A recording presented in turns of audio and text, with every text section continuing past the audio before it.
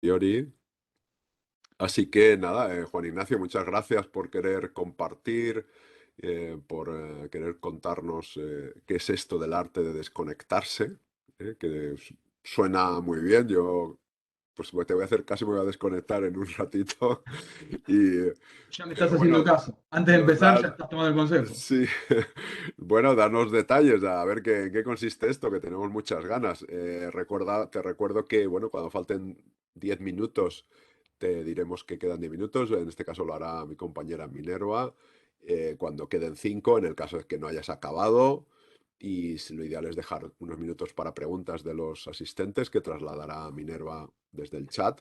Y si no, pues bueno, pasará lo que tiene que pasar inevitablemente, que es que tendremos que dar por finalizada la ponencia. No nos gustaría, pero seguro que tienes bastante medido el tiempo. Así que Sí, adelante, sí. Juan Ignacio, y todo tuyo.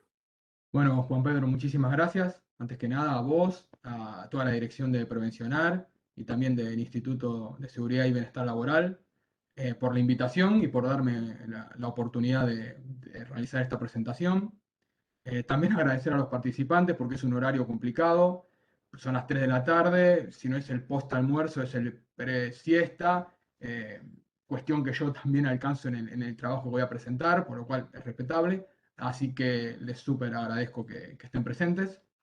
Antes que nada, comentarles que la presentación, más allá que el título sea el arte de desconectarse, no tiene nada que ver ni con el yoga, ni con el mindfulness, ni ninguna técnica paralela de relajación, sino más bien a ver cómo utilizamos las propias herramientas digitales y las aplicaciones en las cuales hoy en día tenemos uso de manera permanente y necesaria. Prepandemia quizás era un 80% por cuestiones personales, uso personal. Post pandemia, muchos casos la utilizamos ya de manera permanente por cuestiones laborales, pero también personales. Entonces ya es como una carga muy importante que tenemos de conectividad.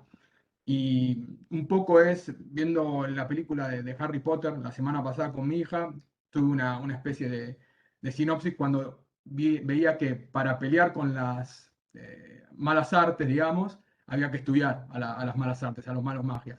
Entonces, un poco lo que yo hice fue ver cómo a través del uso de diferentes aplicaciones se podía organizar la jornada diaria, tanto personal como laboral, a nivel conectividad, y, y básicamente evitar lo que es toda la cuestión que como prevencionistas atendemos, que es la de los riesgos psicosociales, los cuales están directamente relacionados en este caso puntual con lo que es el tecnoestrés. La idea es un poco charlar de las causas y las posibles soluciones que podemos alcanzar. Hoy en día, como prevencionistas, tenemos que contar con herramientas para asesorar a las empresas y fundamentalmente aquellas cuyo trabajo, ¿no?, tiene mucha carga administrativa y que hoy en día adquirieron modalidades quizás de trabajo remota o híbrida y que requieren un asesoramiento desde la prevención para sus trabajadores y para todos los miembros del equipo a fin de justamente evitar los burnout y todas las patologías derivadas, ¿no?, del tecnoestrés, que son muchísimas, pero también entiendo que nos sirve a nosotros como prevencionistas, pero también como trabajadores, dado que hoy en día estamos permanentemente conectados y por cuestiones laborales, por cuestiones familiares, y hay que tratar de buscar un punto medio porque si no terminamos dedicándole más tiempo del que pretendemos justamente a la conectividad. En mi caso personal, estudié el tema porque, como decía Juan Pedro, yo estoy viviendo actualmente en Valencia, pero trabajo para Buenos Aires. Entonces tengo 5 horas de diferencia con mi trabajo actual, lo cual lleva a que en principio estuve de manera permanente conectado. Si no era vía mail, era por comunicación directa, y si no era comunicación directa, era por una videollamada. Cuestión que cuando me levantaba acá a la mañana tenía que ver los mails del día anterior que terminaba en Buenos Aires y para cuando terminaba de ver los mails ya estaba conectado a la nueva jornada. Entonces de golpe mi jornada laboral de 8 horas se volvió de por lo menos 12, 14 y dije, bueno, algo hay que hacer. Y ahí fue que me puse a estudiar el tema. Bueno, para comenzar la presentación, acá un cuadro de la Global Review Report que nos dice que en España estamos conectados 5 horas 41 minutos.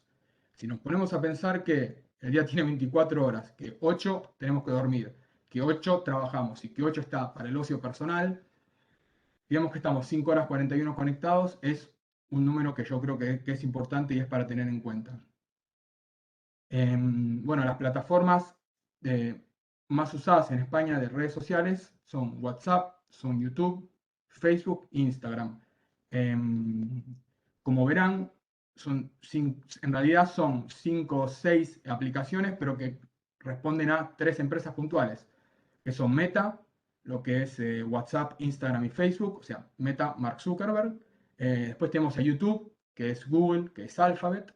Y bueno, Twitter, podemos decir que hoy en día es de Elon Musk o de la junta que lo tiene que autorizar, pero veamos la incidencia que tiene 3 compañías en la vida diaria nuestra, ¿no? Hoy en día, estas compañías representan más del 25% del S&P 500, que es, bueno, es el índice por el cual se mide la economía norteamericana, con la implicancia que tiene eso. O sea, fíjense que esas empresas nosotros las tenemos acá adentro de manera permanente. Entonces, nos expone a una cierta presión, porque pues tenemos a los cerebros más importantes del mundo trabajando en las empresas más poderosas, y del otro lado estamos nosotros, que como simples consumidores, es una pelea un poco de Goliat, ¿no? Y de David para ver cómo podemos lograr soltar el móvil, soltar el teléfono, pero a su vez está todo diseñado para que sigamos prendidos. Y ahora encima le sumamos la carga laboral. Entonces, yo entiendo que se lucha con el compromiso de una conectividad permanente, fundamentalmente para los que realizamos tareas administrativas de manera remota, porque estamos pendientes de las videollamadas, de las agendas, de las casillas de mails, de los mensajes directos, y es como que sentimos que no tenemos espacio ni lugar para poder soltar un poco el móvil o el ordenador. El tecnoestrés está claro, está demostrado. Muchísimos estudios están marcando que se dispararon los valores de tecnoestrés en los trabajadores después de la pandemia, por esa suerte de trabajo remoto que en principio nos resultó fantástico, porque pensábamos todos que íbamos a tener tiempo para hacer deporte, para ver series, para leer libros, para dormir la siesta, para hacer todo. Y de golpe nos dimos cuenta que nos llenamos de ansiedad, depresión, de angustia, de incertidumbre y de todo este tipo de riesgos psicosociales que tienen una implicancia directa en nuestra salud.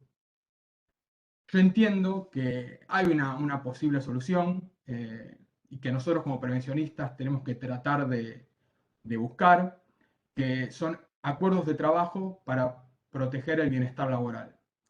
¿Qué quiero decir con esto? Que creo que debe haber un compromiso no solo de la alta dirección, sino de los mandos medios y también del resto del equipo, para buscar modalidades de trabajo, modalidades horarias, modalidades de respuesta, en la cual no se rompa ningún tipo de vínculo o de compromiso laboral, pero que a su vez permitan la oxigenación y que cada trabajador pueda disfrutar de su tiempo libre sin tener la presión, ¿no? De tener que estar permanentemente conectado. Yo creo que como prevencionistas acá tenemos herramientas para poder trabajar programas de formación en gestión del tiempo en épocas de conectividad. Eh, Podemos ayudar a las empresas a organizar procesos, agendas, distintas modalidades de trabajo para no sobrecargar a los trabajadores. Algo que me parece fundamental es establecer una pirámide de comunicación empresarial, telemática o online. ¿Qué quiero decir con esto? Hay llamadas que son urgentes, ok, eso ameritará un llamado de teléfono. Después hay cuestiones que son importantes, que pueden resolverse con un mensaje directo por alguna de las aplicaciones. Y después va a haber otra información que es para resolver durante la jornada laboral, que puede ser un mail. Y a título informativo, directamente es un mail. ¿A qué voy con esto? No puede haber un llamado de un mando medio a un dependiente para comentarles que va a haber la semana que viene supuestamente un informe que se va a presentar. Eso no es un llamado, eso es un mail a título informativo. ¿Qué es un llamado? Tengo ya esta presentación y no encuentro los papeles, o tengo que presentar ahora determinada documentación y falta una firma. Cuestiones realmente urgentes, o se cortó el servidor, no podemos trabajar, ¿por dónde empezamos? Pero si todo va a ser una llamada de teléfono directa, va a generar muchísima presión en el trabajador. ¿Por qué? Porque va a saber que en cualquier momento puede sonar. Entonces Si tiene que sonar, tiene que responder al reclamo. Si tiene que responder al reclamo, sabe que hay un jefe que oportunamente puede despedirlo si no responde ese teléfono, porque justo esa última llamada que no atendió era la más importante de todas. Entonces empezar a priorizarnos qué es urgente, qué es importante, qué se puede responder durante la jornada laboral y qué es a título informativo. Eso lo resuelven los mandos medios, la alta dirección y se traslada al resto del equipo. También hay que saber que hay un trabajo sincrónico y un trabajo asincrónico hoy en día con el tema de la conectividad. Hay momentos que va a trabajar el equipo junto, ¿no? Bueno, esos momentos son las videollamadas, quizás un momento de conexión permanente vía WhatsApp, pero tiene que estar determinado. Los mandos medios y sobre todo la alta dirección tiene que entender que hay momentos de trabajo asincrónico, que es que el trabajador necesita su espacio para organizarse, para concentrarse, para pensar, para buscar una solución. Eso no se puede hacer si tengo que estar permanentemente frente a una cámara dando una respuesta o sujeto a una suerte de control permanente para ver si estoy en el escritorio o si estoy conectado. Eso no se resuelve de esta manera. Entonces también creo que hay que organizar trabajo sincrónico, del trabajo asincrónico, trasladarlo sobre todo a los trabajadores y que a partir de ahí se puedan empezar a trabajar estos acuerdos. Bueno, ahora voy a pasar puntualmente a hablarles de herramientas digitales para desconectarse. ¿Por qué pongo des en amarillo? Porque justamente nos vamos a mantener conectados, pero tenemos que saber cómo utilizarlas, porque las vamos a tener que utilizar, si no es de manera personal, es de manera laboral. Entonces, ¿qué vueltita le podemos dar para no sufrir tanto la presión de estas herramientas? Primero quiero hablar de las aplicaciones de comunicación directa. Comúnmente el WhatsApp. ¿Qué es el WhatsApp? Obviamente es un servicio de mensajería, pero dicho por Sean Kuhn y Brian Acton, que son los creadores del WhatsApp, el WhatsApp no es una aplicación para trabajar. ¿Por qué? Porque no tiene ni el diseño, ni la interfaz, ni los parámetros de seguridad, ni tampoco la dinámica online para que pueda servir de manera laboral y permanente. ¿Qué pasa? Por cuestiones tanto laborales como comerciales, hoy en día estamos un poco obligados a tener el WhatsApp activo para el trabajo. ¿Por qué? Porque un cliente nos dice pásame tu WhatsApp, porque un proveedor nos dice pásame tu WhatsApp, porque un colega nos dice pásame tu WhatsApp. Entonces, de alguna manera, nos usaron el WhatsApp para usarlo de manera laboral, pese a que no. Y se nos mezcla con que con la familia, con los amigos, con los grupos, con los eventos, con un montón de cuestiones personales que se mezclan con lo laboral. ¿Y qué generamos? Que cuando abrimos el WhatsApp para hablar con nuestra madre o con nuestra hija, vemos un mensaje de trabajo y es muy difícil evitar ir y mirar ese mensaje. O al revés, voy a mirar un mensaje de trabajo para contestar y veo que en el grupo de WhatsApp de unos amigos se está hablando de un tema súper interesante. Y bueno, me pierdo tiempo, pierdo foco de atención. ¿Qué solución se puede encontrar o yo personalmente encontré? Hay una que es la más fácil de todas y que suele usarse mucho, que es tener dos móviles, uno que es laboral y otro que es personal. De esa manera, todo este apartado no le va a ser útil. En el caso de los que tienen un solo móvil, a mí lo que me sirvió fue separar el Telegram y el WhatsApp. Y por ejemplo, en mi caso yo tengo el WhatsApp, todo lo que es laboral, y en el Telegram todo lo que es las cuestiones familiares y personales. Es decir, cuando estoy en el WhatsApp es por cuestiones laborales. ¿Por qué? Porque hay una demanda laboral de usar el WhatsApp. No porque sea la mejor aplicación, sino porque es lo que se estila. Y el Telegram lo uso para cuestiones personales. Entonces, cuando yo abro el Telegram, me voy a dedicar a una cosa. Y cuando abro el WhatsApp, me voy a dedicar a otra. Y de alguna manera me organiza mentalmente. Otra aplicación muy útil es Slack, que también se puede usar frente al WhatsApp. ¿Por qué? Porque Slack es una aplicación que se usa mucho en todas las empresas de tecnología. Es muy dinámica, es un sistema de comunicación donde se puede separar por temas, por trabajos, por proyectos. Puedo tener con una misma persona 4 conversaciones abiertas de 4 temas distintos. Entonces tiene una interfaz muy dinámica. Al principio parece difícil de usar, pero cuando uno la empieza a usar se da cuenta que no es tan complicado. Yo la estoy usando, aprendí justamente de este gremio de informáticos a usarla y realmente es súper útil porque libera muchísimo. Hay muchas cuestiones que nos quedan en la cabeza o que antes usábamos el mail, ¿no? De manera de agenda. Bueno, ahora las mandamos a Slack, quedan ahí pendientes, nos informa y a mí me ha servido muchísimo para que lo tengan en cuenta. ¿Qué hacemos con el WhatsApp web? ¿Sirve tenerlo conectado? ¿No sirve tenerlo conectado?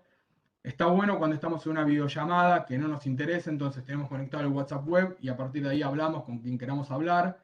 Pero ¿qué pasa? También nos pierde obviamente la concentración en la llamada, pero además tenemos el riesgo permanente de que cuando hacemos un trabajo de fondo o de análisis, nos suena el pling y automáticamente vamos al WhatsApp web, nos distrae, no nos distrae. Esto lo dejo a criterio de cada uno, hay algunos que les sirve, a mí personalmente no me sirve, me distrae, yo lo saco, pero sé que es una herramienta que dependiendo sobre todo del tipo de trabajo puede resultar útil. Después hablamos de las videoconferencias laborales, que fue el gran tema de la pandemia. Al principio estábamos todos contentos que podíamos comunicarnos vía Zoom, se dispararon las acciones de Zoom, ahora bajaron de nuevo, porque estamos usando distintas metodologías y porque se volvió un poco a la presencialidad. Pero ¿qué pasa? De golpe nos vimos abrumados por las llamadas laborales. ¿Por qué? Porque una reunión que puede durar 10 minutos se volvieron reuniones de 2 horas, al principio por cuestiones sociales y después por cuestiones de no saber administrar ese tiempo. Aplicaciones como Zoom, como el Teams de Microsoft o el Google Meet nos permitieron esta dinámica de trabajo a distancia y que son muy efectivas, no se caen, mantienen la conectividad, son realmente súper útiles para esto. Pero ¿qué pasa? Sobreusarlas que genera en el trabajador y en todo el equipo, una pérdida de atención, fatiga, aburrimiento, todas cuestiones que entran en el marco de los riesgos psicosociales. ¿Por qué? Porque una reunión que era de 10 minutos o de 15 no puede ser una reunión de 1 hora o de 1 hora y media, o de 2 horas o más, porque genera esto en la otra parte. Uno puede estar muy interesado hablando un montón de tiempo y pensando que lo está escuchando un auditorio enorme, pero la realidad es que del otro lado tenemos gente que está con el WhatsApp web, que está con una página web, que está con el móvil, que está perdido, que no les sirve la reunión. Entonces, ¿por qué la hacemos? Genera todo esto, pérdida de atención, fatiga, aburrimiento, lo cual son todas, no solo emociones negativas, sino también que perjudican a la productividad, que en definitiva es lo más importante. Hay otro tipo de sensaciones también y de patologías, como pueden ser el estrés, la tensión, la ansiedad o la carga mental, que son, yo creo, más negativas. ¿Cuándo pasa esto? Cuando estamos con una videoconferencia que ya lleva 1 hora y media, con un superior que se puso a hablar de cualquier cosa, y nosotros vemos que la casilla de mails se va llenando, o el servicio de mensajería va requiriendo respuestas.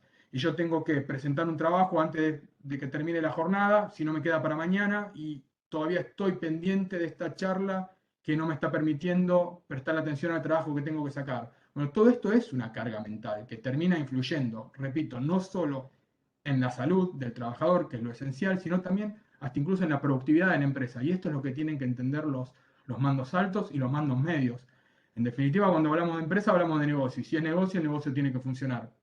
Esto es algo que charlamos de manera recurrente en el máster de empresas saludables. Tiene que servirles a todos. Bueno, ¿de qué manera? Un compromiso. Herramientas para sobrevivir, perdón, a las videollamadas. Bueno, yo creo que en principio deben estar programadas. Durante el día tiene que ser una excepción urgente para mañana, para una semana, para dentro de 3 días. Deben estar programadas y deben agendarse directamente a un mail o a, perdón, un calendario que nosotros tengamos a disposición. Si es posible online, mejor. ¿Por qué? Porque después nosotros le damos clic directamente al calendario y nos lleva a la videollamada. La duración tiene que estar preestablecida desde antes.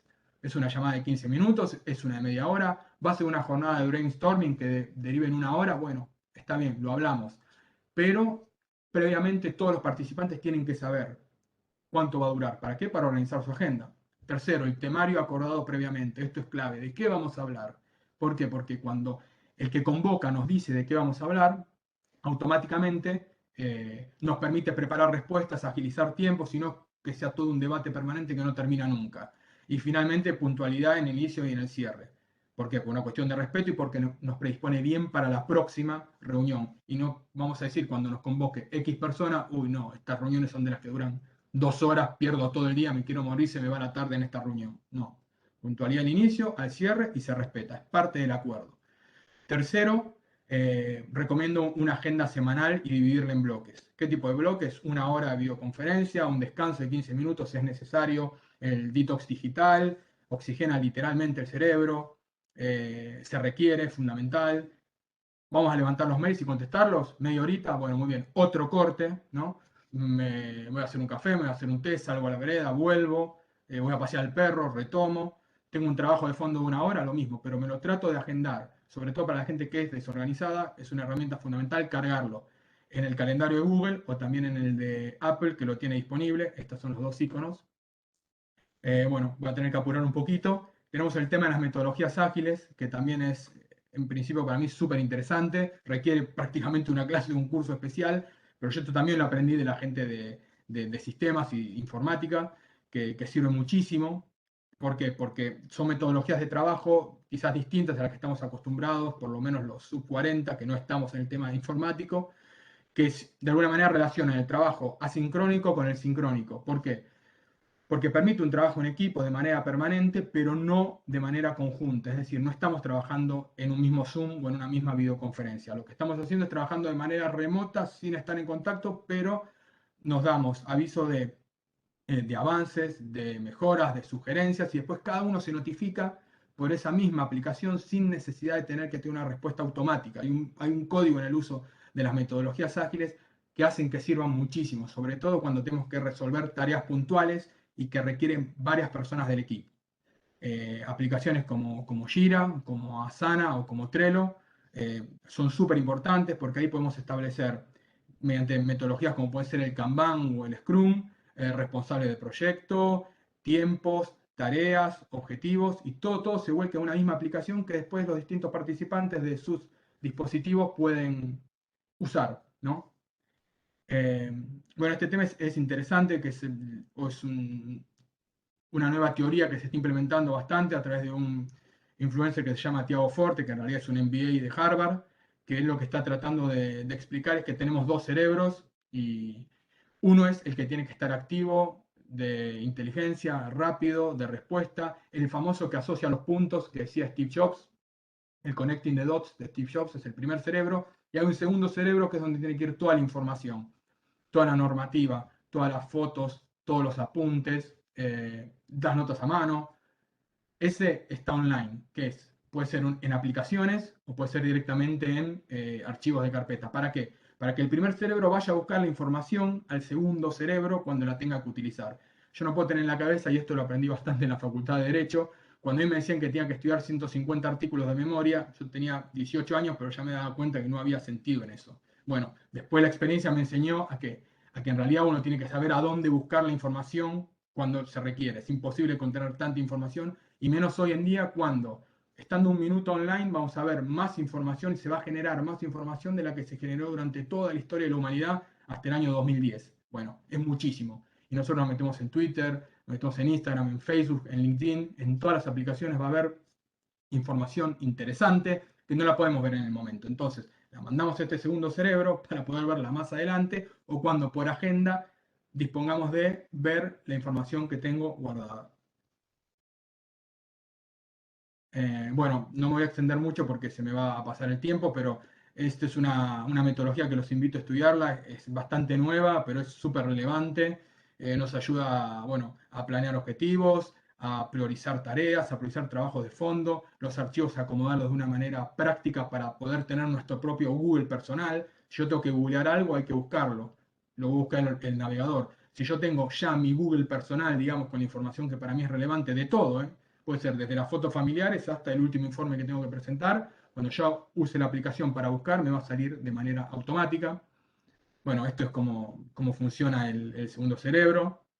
Es una cuestión circular porque la misma información que tengo guardada sirve para trabajar, para guardar y para volver a usar, básicamente. ¿Qué aplicaciones usamos? Notion o Evernote. Ahí están las dos. Yo personalmente uso Evernote, pero Notion también es bastante cómoda. Los invito a probarlas. Son gratuitas, son súper útiles. Se relaciona del móvil al ordenador y nos permite estar en la fila del supermercado. Vemos una nota interesante en LinkedIn. Ahora no la puedo leer. ¿Por qué? Porque es larga, me va a estresar, tengo que pagar. Bueno, me la mando al Evernote y la veo cuando disponga de revisar el Evernote. Bueno, llegamos al modo avión o a la metodología offline. ¿Qué es esto? Directamente es nuestro pacto Ulises, es decir, corto totalmente la conectividad. Pongo en modo avión el celular, lo guardo en un cajón o directamente me lo llevo a otro cuarto. Esta es una metodología que yo leí en un libro que se llama Deep Work, que es súper interesante, que lo que trata de apuntar es a mantener el foco. ¿No? No es ningún invento poner en modo avión el avión, pero sí entender el móvil en modo avión, pero sí entender que hay un momento para trabajos de fondo, de análisis, de estudio o inclusive de creatividad, de buscarle la vuelta a algo, donde necesitamos sí o sí estar desconectados. No podemos estar ni siquiera pendientes no de sonido, de las notificaciones y ni siquiera las notificaciones. Sabemos que tener el celular sobre la mesa genera una presión, genera una ansiedad de querer justamente tratar de tomarlo. Entonces, modo avión, no nos sirve, el cajón, no nos sirve directamente a otro cuarto. A mí personalmente es una técnica que a veces me funciona. Cuando tengo que hacer trabajos de fondo, directamente saco el móvil del cuarto, ¿no?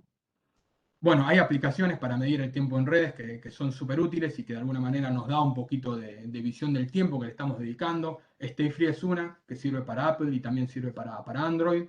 Esa nos va a dar la cantidad de tiempo diario que usamos el móvil. Diario, semanal, mensual y anual. Yo les puedo decir que sorprende el resultado. Y cuando nosotros pensamos que estamos 10 minutitos en Instagram o 15 y 10 en el mail y 20 en el WhatsApp, nos salen unos resultados diarios y mensuales que un poco asustan y que nos llevan a preguntarnos, ¿qué hubiese hecho todo este tiempo si no hubiese estado tan conectado en Twitter, tan conectado en Facebook, tan conectado en Instagram? Que repito, son todas aplicaciones que están preparadas para chuparnos el tiempo, para tenernos enganchados.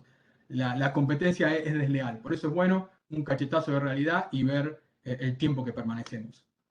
Para ir cerrando un poco, tenemos esta cuestión del fear of missing out contra el joy of missing out. ¿Qué es esto? Hace un par de años teníamos esa presión de no poder perdernos nada de lo que estamos viendo online.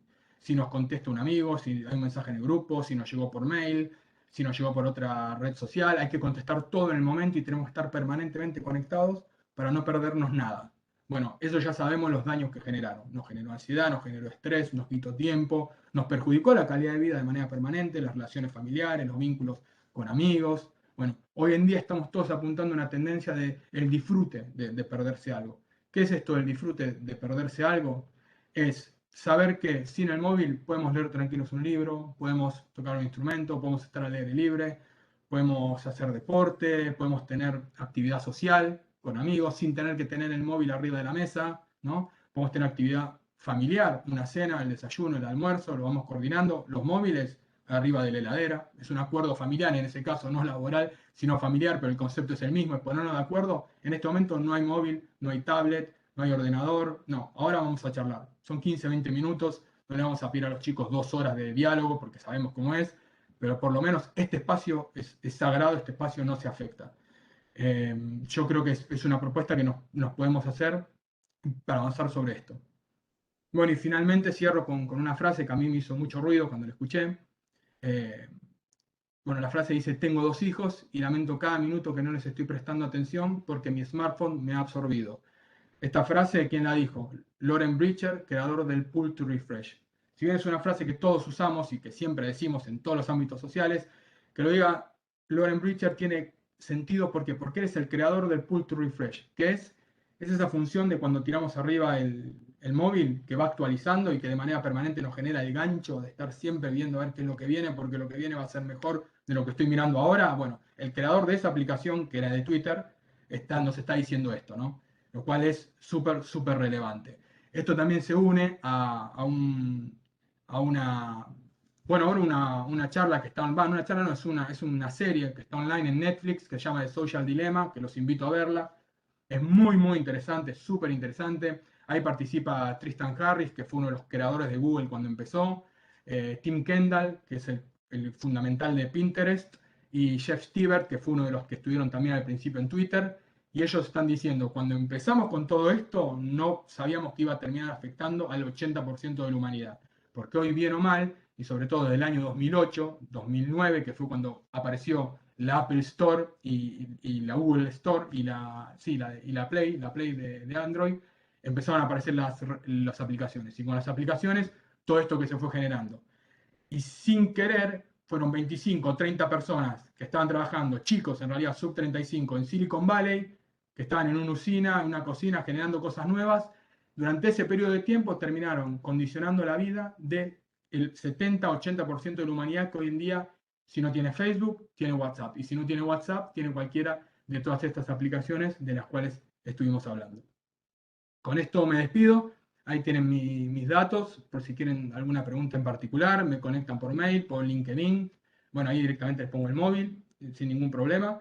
Y bueno, no sé si queda tiempo, pero creo que más o menos cumplí. Me estuve ahí corriendo con el reloj, pero creo que estoy en término.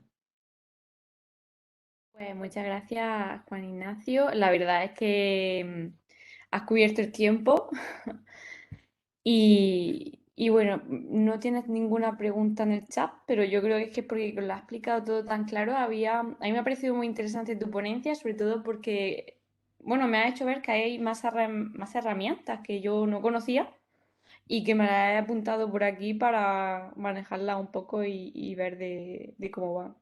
Bueno, porque en relación tiene bastante con lo que diste vos. Yo te vi la charla y mientras vos hablabas, yo dije, bueno, yo hablo un poquito de algo parecido. Tiene algunos puntos en común y ahí para mí ahí está el trabajo de los prevencionistas, que podemos usarlo de manera personal, pero también en las empresas que asesoramos, porque esto y va a afectar cada vez más. El trabajo remoto y el híbrido llegó para quedarse y está bien, puede ser que un metalúrgico o que un tornero no le afecte, pero sí le va a afectar, porque en un momento va a querer ir a ver el móvil a ver si tiene un mensaje o del partido de fútbol de la tarde, o del hijo, o de quien sea, pero lo va a querer ver igual. Entonces, es cuestión de tiempo de que esto se generalice y me parece que desde la prevención hay que tomar a veces herramientas desde otras ramas, ¿no? Como puede ser la gente de sistemas eh, y todas estas que ya están un poquito adelantados y tratar de utilizarlas. Totalmente. Teresa te dice qué complicado y necesario es a la vez desconectar y conectar. Y bueno, ahí estaba yo por ejemplo al principio dije que era medio mentiroso, porque propongo estar conectados, pero yo creo que de una manera consciente, ¿no? Saber por qué estamos conectados, no porque nos absorbió el móvil o la notebook o la vorágine laboral, sino, no, bueno, ahora estoy con esto, después estoy con esto, después estoy con esto y después corto y después retomo esto. Un poco lo que yo creo que hay que buscar es ese término medio. Vale, pues genial.